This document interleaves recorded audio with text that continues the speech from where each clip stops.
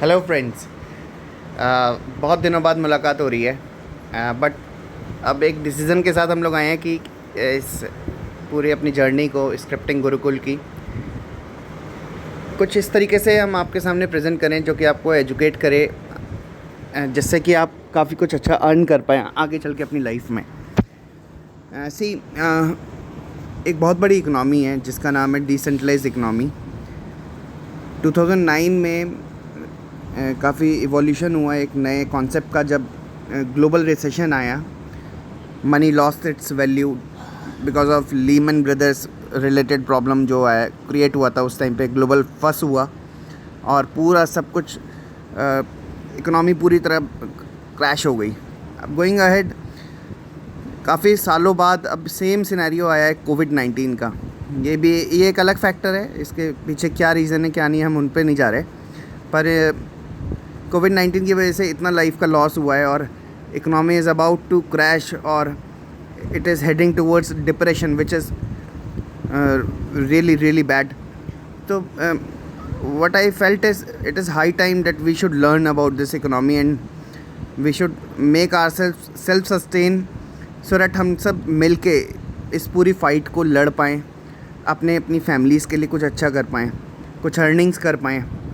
तो what I thought is कि let's bring a useful series which is gonna help each and every techie who is working in IT or may not be working in IT one or the other way. So this series will be dedicated to this particular concept and we will give a level best to give you best of the best points which are useful for which can be useful for you. So let's start with cryptocurrencies. Decentralise economy में क्या है कि कोई भी bank नहीं होता, वहाँ पे मशीनें होती हैं। वो मशीनें क्रिप्टो एल्गोरिथम को प्रॉब्लम सॉल्व करती हैं और जब एक पर्टिकुलर क्रिप्टो एल्गोरिथम की प्रॉब्लम को सॉल्व करती है मशीन्स, तो ब्लॉक रिवॉर्ड मिलता है।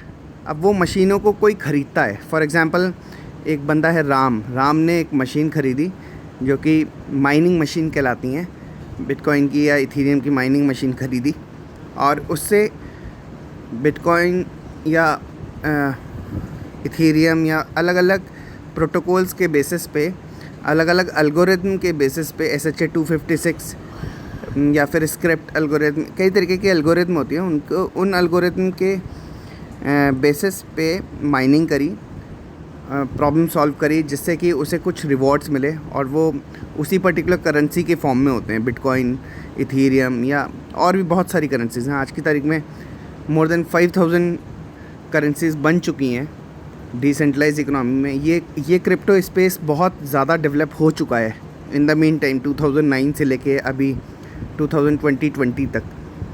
आज की ही अगर मैं बात करूँ तो आज एक बिटकॉइन की वैल्यू $8,967 पे है और जब पहली बार ये एक्सचेंज होने लगा था तो इसकी फ़र्स्ट टाइम जो ओपन वैल्यू थी $117 थी, अब से करीबन 11 साल पहले। So you your self can see, और ये हाईएस्ट अभी तक पहुंचा है $16,848 तक। और ये रियलिटी है, आप इसे जानते हैं या नहीं जानते नहीं पता, बट ये रियलिटी है कि बहुत सारे लोगों ने बहुत कुछ इससे कमाया भी है और बहुत सारे लोगों ने बहुत कुछ गंवाया भी है। सो हमें सिर्फ एजुकेशन लेनी है अभी के लिए, फॉर बहुत संभल के, बहुत सेफली, क्योंकि ये थोड़ा सा रिस्की जोन भी है। तो बहुत कायदे से हम स्टेप बाय स्टेप आगे बढ़ेंगे इन चीज़ों को समझने के लिए।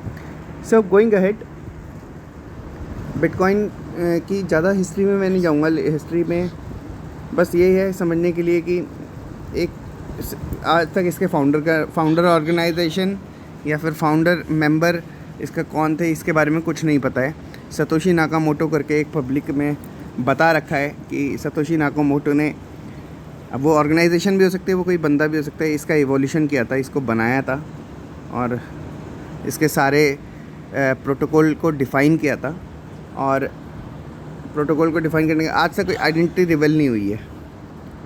तो बहुत तरीके की क्रिप्टो करेंसीज़ होती हैं, जैसे for example Bitcoin, Ethereum, Tether, XRP, Bitcoin cash Bitcoin का ही फॉर्क है, Bitcoin SV, Litecoin, Binance coin, बहुत सारे हैं. मतलब it's more than 5000 crypto currencies now days.